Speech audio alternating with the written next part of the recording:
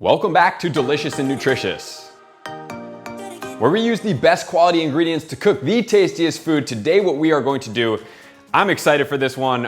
One of my favorite things growing up was admittedly Taco Bell. I absolutely love Taco Bell. So what today we're gonna do, obviously Taco Bell does not fall into the diet, is going to cook the Copycat Crunch Wrap Supreme recipe from cookingprofessionally.com. As always, if you do wanna check the recipe, please check the pinned comments below. So today, we have some amazing ingredients here. I am so incredibly excited to start modifying this with you guys so you guys can see everything that we have going on, number one. Number two, that we can make sure to cook this healthy and nutritiously. So, as far as the ingredients go, we need 1 pound of ground beef. So what I'm gonna be using, I always use grass-fed organic beef. It is absolutely a must for me.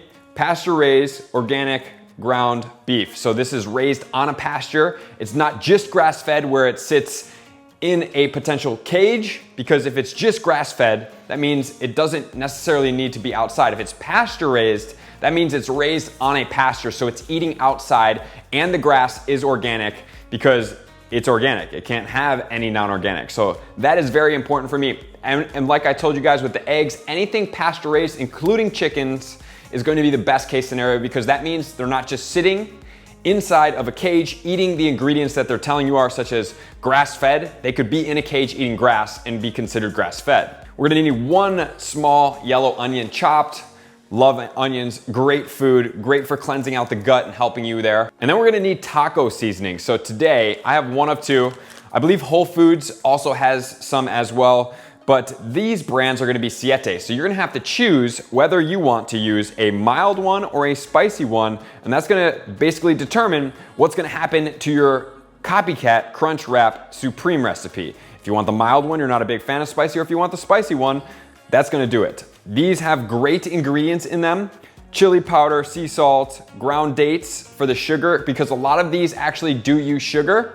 So having dates that are ground in there is a much better alternative. As we've talked about, high mineral content on the dates is great. And then they have garlic powder, nutritional yeast, which I love. It's great for B vitamins, really good source there. Jalapeno powder, cumin, onion flakes, cassava flour, and cream of tartar and parsley. And honestly, this one is spicy. I'm smelling it just by doing this and reading off of it. I'm like already ready to sneeze. So I don't know if I'm feeling daring enough today, or maybe I'll feel a little bit more mild, but those are the 2 options that you have if you want to use Siete brand, which then also, you guys have seen Siete before. It's a great brand. We're gonna need a 1/4 cup of water, 1 clove of garlic, but you know me, I like the garlic, so I'm going with at least 2 when we're cooking. And then here is a great one: 1 jar of nacho cheese or queso dip. And some of you guys be like, whoa, that is definitely not gonna be healthy, but wait a second. Siete might as well sponsor this video, because we have the Siete cashew queso. This one's gonna be the spicy blanco one. They do have other ones, so spicy blanco, they have the regular queso as well. Great ingredients, great brand. Really appreciate them for doing all of this. It was actually a family started company. So we'll go ahead and check out the ingredients. We have water, cashews, tomatoes, nutritional yeast again, onion, green peppers. We have distilled vinegar, jalapeno, sea salt, flaxseed, fermented extract of oregano, flax, and plum, coconut milk powder, lactic acid, onion powder, and garlic powder. Now guys, if you heard that, you'd be like, there's no way that that's a queso dip. This is a queso dip. Cashews are a great replica cheese nut. A lot of times the replicas will come from like a combination of coconut as well as some type of nut combination, and cashew does it. So this is gonna be a great one. It just depends if you wanna try the Blanco one, or you also wanna try the regular cheddar one. So you're gonna have to try both of them. I would suggest buying both to see which one you like best, and then implementing that into the recipe. Or you could use half and half, because we are gonna be layering this recipe. And next we have ourselves Siete again. We have the almond flour tortillas, and then we need the burrito size for the crunch wrap to go around, right? So we have the burrito size here. They don't have too many options in here as far as this goes, but you are going to need a total of 6 and 6 of each, which this is going to be 6, and this is an 8-pack. So we are totally good there. And that one has almond flour, cassava flour, and then they have another one, I think it's like chia as well. So you have 3 different options there if almond flour is not your preference. And then we're gonna need a cup of sour cream. I am gonna skip the sour cream. I'm not a big sour cream fan, but if you are and you would like it, And I don't really know too many Replica sour cream just because I'm not a fan, so I haven't really jumped into that. I'm sure they're out there for one. I'm sure that probably one of these brands, whether it be Miyoko's or Violife, probably have a Replica sour cream product, or also another brand that you may want to check out is going to be Kite Hill. They do great things as well in that space. So that's what we're gonna need if you do like the sour cream. I am not a fan, I am skipping out on this. And then we need 2 cups of shredded lettuce. Please guys, use organic lettuce as much as possible. Obviously all of my stuff is organic, that's what I choose to do. And then we are gonna need a tomato to dice up. We are going to need 1 cup of shredded Mexican cheese is what it says, but I'm going to be using the Miyoko's brand cultured vegan pepper jack cheese. This one is cultured with vegan milk, which is gonna be oat milk. Big fan, absolutely love this. So that's gonna be our modifications. And then finally it says cooking spray.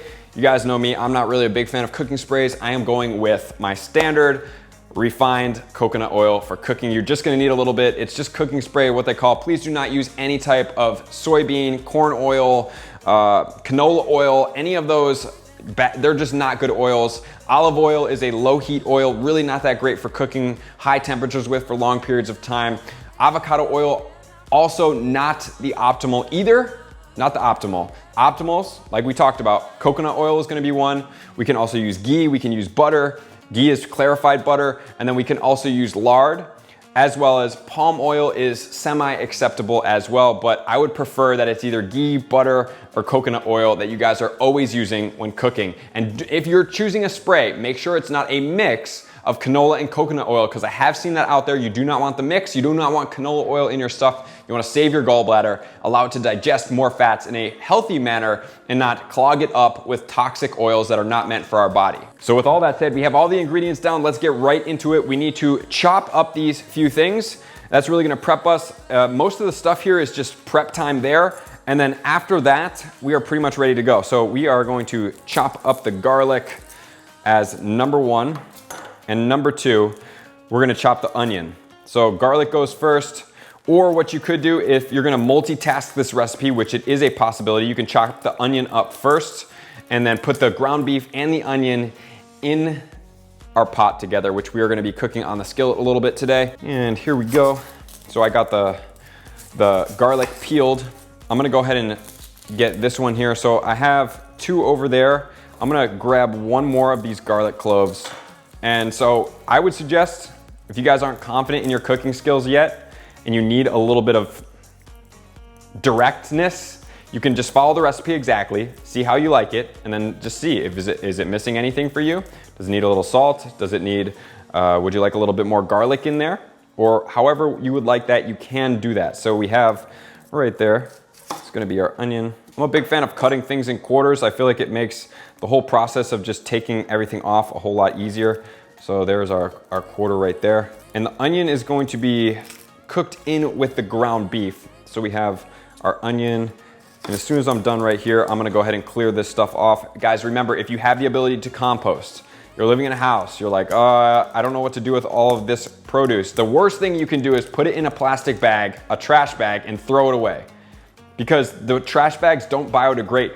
So this remnants needs to go back into the soil to keep us replenished, to keep replenishing our soil. So if you have the ability to do this, it's a great thing to do, and it makes amazing soil. And even if you don't want to use it for anything, composting it and then just putting it around your garden is a great way to give the nutrients back to the earth. Fantastic thing to do. Okay, so we're gonna chop the onion up, then we're gonna get the ground beef into the pan, and we're gonna go. Remember, Ozeri is the pan to use. I will also pin that in the comments below. And here we go, we're gonna chop up our onion for right now. If you have a chopper, you can do that, but like I said, any chance I have to make this as straightforward to you guys as possible without using fancy gadgets. If you don't have them, I don't want you guys to be held back like, oh, I don't have a chopper, I can't make this recipe. Not the case, you can always make recipes here. So we're just gonna go through here, and we are going to chop it all. I kind of make a rainbow cut, kind of turn it right there. You saw that one. I did a little bit different on the first one. And then what I'm gonna do is I'm gonna go here and then chop, chop, chop. Once again, we're using our trusty Santoku knife. I'm a big fan of Santoku knives. They do a great job. Just a great knife. I like them a lot. The heavy blade really hits when you're chopping, it is a complete success. And you can make these as big or as little as you want. You can have finer pieces, you can have bigger chunks. That is gonna be totally up to you. So we have our 1 cup of onion, and now we're gonna, woof, organic onions are strong. Oh my goodness. If I start crying, I'm not emotional about anything. This onion organic is a killer. It is a knee slapper in itself. So we're gonna go and put this in the pan, and then we're gonna start cooking this together. The goal is to cook the meat until there's no more pink, and then we're gonna make sure that these onions go translucent, and then after that, we're gonna drain it. And then while that is cooking, we're gonna kind of multitask this a little bit. Then we're gonna start chopping up the lettuce, the tomato, and the garlic, and then we are basically ready to start folding them all together. And we're gonna get on with finalizing this recipe. We're gonna try to keep this as efficient as possible, as we always do here. Alrighty guys, first things first, organic refined coconut oil. Heating the pan up a little bit. This is gonna be on medium high, and then you might also want to use a top just so it doesn't splatter, because ground beef and onions are notorious to splatter everywhere. So you wanna keep everything looking nice, so a top for this pan, you can order it, is a great idea. And then number 2, we're gonna toss the ground beef in here. And for this particular one, I would say either a wooden spoon or some type of spatula is really good to chop that down. Right off the bat, you can do this. If you guys are vegan too, what you can do is you can use one of the Replica meat recipes as well and just throw this right in there, and that will suffice for you guys as well. So this is just gonna sit here and cook. We do want that to chop up. And then like I said, using some type of top, we don't wanna burn this. And we're also going to have to drain this when it's done, because once you start cooking the meat down, some of the water starts coming out, and we don't want to have a very liquidy mixture when we're going to be putting it into the tortilla. Now that we have the beef cooking, we're going to want to chop up the last couple things. So we need to dice the tomato, we need to chop the garlic, and we need to shred the lettuce. And remember, if you are multitasking this, you're gonna have to take some time, you're gonna have to go over to the pan and make sure you keep stirring it, have it on a little bit lower of a heat. We don't need to massacre it, we don't need to burn it, we just need to cook it efficiently. Okay, so while that's cooking, let's get it. So we have our clove of garlic, we're gonna wanna chop this up. Remember, I told you guys it did call for 1 clove, but I like a little bit more garlic. I prefer to have my clove on the bigger end of the spectrum. So I'm gonna go ahead and chop that up. That's ready to go. Pretty easy and simple. This is not the hardest multitask recipe. You just have to keep conscious in the background, even if you want to set a timer for every minute or so to make sure to go back over there and make sure to check on that. So then we're gonna go ahead and we're gonna put the tomato in half. I'm gonna go ahead and grab that because the garlic's gonna cook. And then what I do is I just pull this little top piece out right there, and then pull this little top piece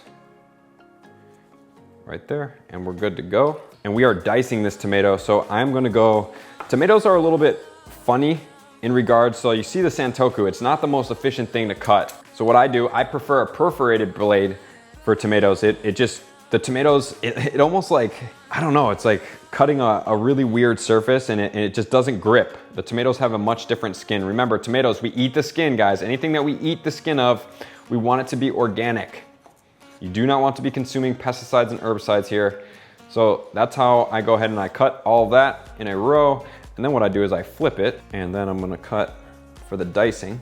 Perfect. We have one of our tomatoes done, and I'm gonna go check on the ground beef.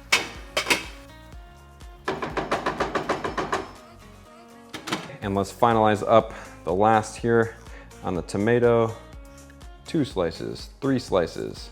And then we are going to get it diced right there, keeping it all together. Having a sharp blade on your knife is gonna be really helpful here. And if you wanna just do it in a quarter instead of doing the whole half at the same time, you can do that. So now we have our tomatoes done right there. We have our garlic done right there. And then finally we have the lettuce. What I do for shredding lettuce is just unique to whatever you want it to be. So I usually just cut it a couple times like this. Back to the santoku knife here. And this just really depends on like the size of the shred that you want. This one's gonna be a little bit thinner of a shred, because then what I'm gonna do is I'm gonna grab it and I'm gonna twist it sideways. And now I'm gonna go ahead and make sure I chop it down right there. And we're gonna have a nice grip of shredded lettuce. Lettuce is another thing. I mean, everything I do is organic, but we're eating the entire lettuce head. So once again, any plant that you're eating entirely, you're going to want to have organic. Super important. So this is gonna be 2 cups of shredded lettuce. I am just eyeing it here. I'm not going super efficient. And then what you can do, so that's a nice shred on the lettuce. If we check this out right here, right? Nice shred. I like the size of that.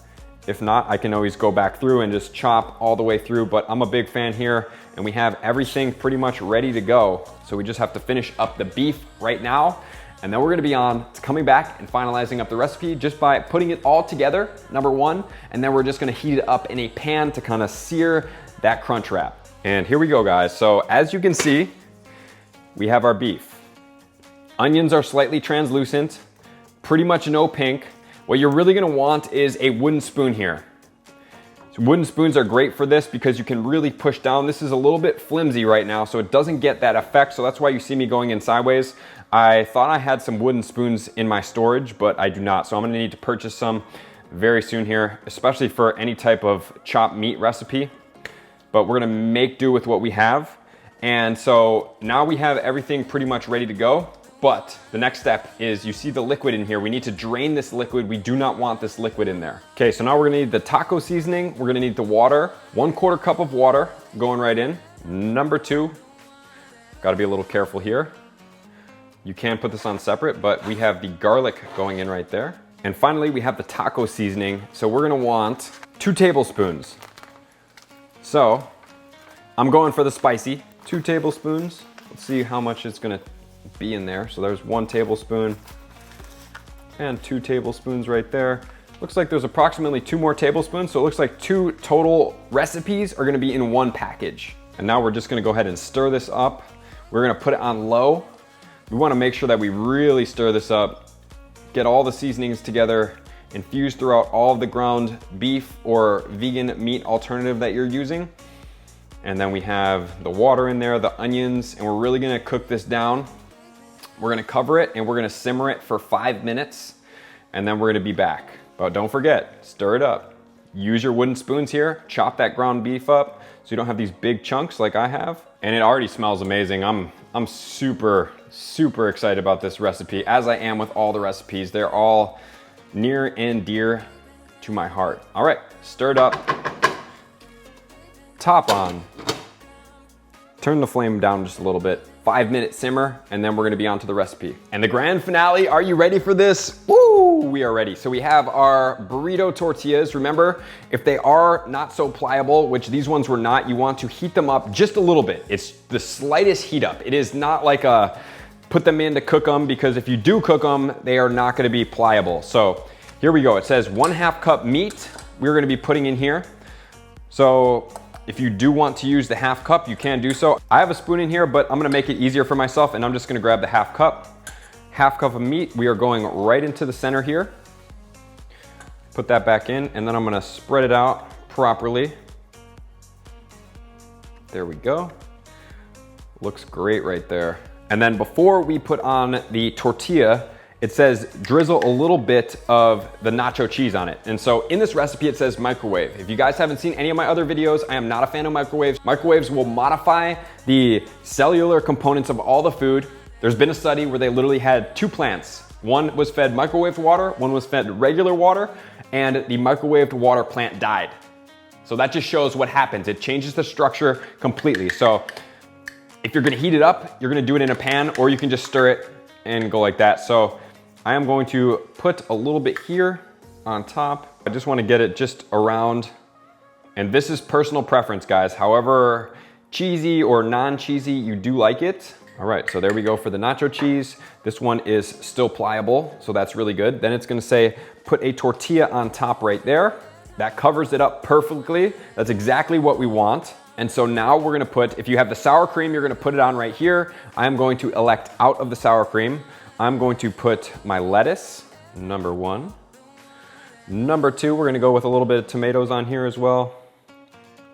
This is gonna be fantastic. Look at this meal. We basically have a salad with meat, a little bit of carbohydrates, but nothing too crazy as far as carbohydrates go. We do have the tomatoes there. I guess you could use salsa here as well if you so desire, but like I say, just try the recipe as is and then start making modifications afterwards. You wanna make sure that everything is lined up and good for you before you start making modifications. And then finally, we have our humongous cheese, pepper jack. Love it. And then we're gonna sprinkle the pepper jack right over the top here, which looks incredibly tasty.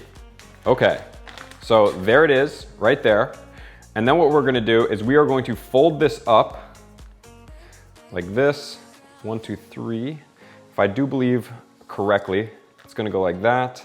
And then we have one more coming in. And then we have two more coming in. And then finally we have a third coming in. So now we're gonna transfer this to the pan and we're gonna heat it up with the folded side down on that. And then we're gonna come back. We're trying to get a little bit light brown of a toast. You might have to put a little bit of coconut oil to kind of get that, because you want it, once you seal it here, the tortilla was a little pliable as you heated it up. And that's why you have to do this very quickly. The only reason we had that rip is because I didn't do it as quickly as possible. So as soon as it comes off there and it's just a little bit hot, it's gonna be a lot pliable. You wanna get it done, fold it up, and then you're gonna bring it back to the pan, do it for maybe 30 seconds. You're looking for a slight golden brown, and then we're gonna come back right here. Okay guys, coming back a few minutes later, I present to you our cheesy gordita crunch wrap supreme. Let's go. Okay, so this took quite a bit of time to cook, actually, to make it look like this. It's very appealing.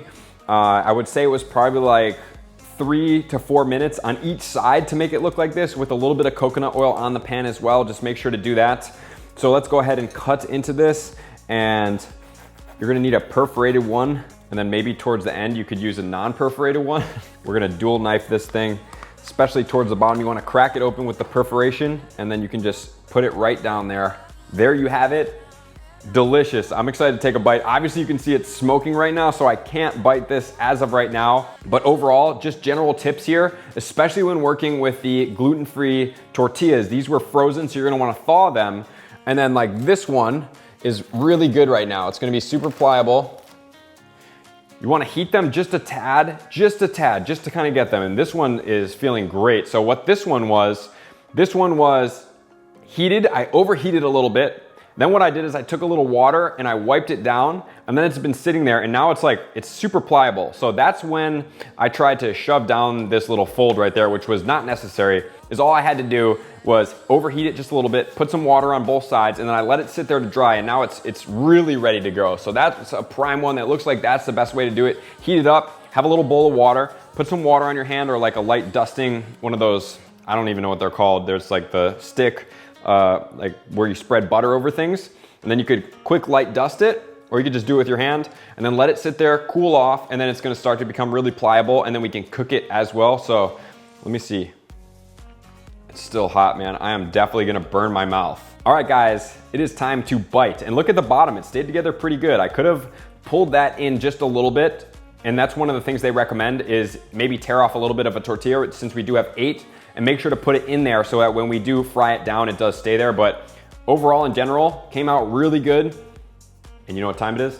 Time to try it. Oh man. That Blanco sauce is fantastic. Really good kick.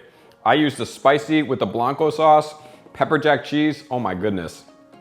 I mean, I don't truly, honestly remember what Taco Bell tastes like, but if somebody served this to me at a restaurant, I would be a humongous fan. So make sure to just monitor it, make sure to flip it, make sure to get it right. And then obviously you have 6 tries to master it, and even more afterwards. This is a great recipe. It's super easy and simple. There really wasn't too much cooking. It was chopping, adding in a seasoning, and then putting it all together, really, with a little bit of time in between to make sure the ground beef cooks, but that's pretty much all we did. So I just wanna say thank you guys for cooking with me today.